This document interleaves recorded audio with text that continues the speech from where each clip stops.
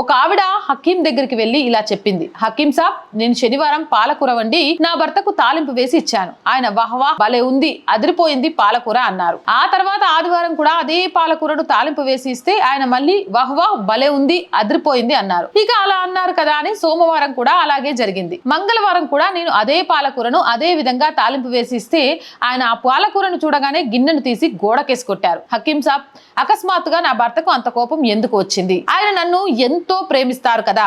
భార్యకు ఎలాంటి పరిష్కారం చెప్పాలో హకీం సాబ్ కి అర్థం కాలేదు. మోదీ గారు 8:30 గంటలకు పాలకూర కూరను ఇక మేము తినలేకపోతున్నాం. మొదట మీరు స్వచ్ఛ భారత్ అనే కూరను తినిపించారు, జనం చాలా బాగుందన్నారు.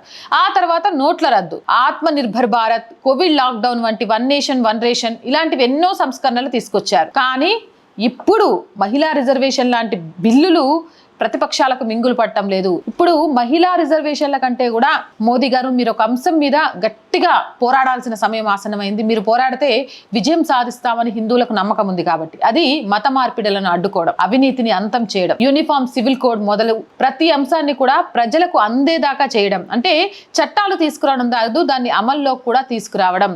అలా చేస్తే చాలా బాగుంటుంది.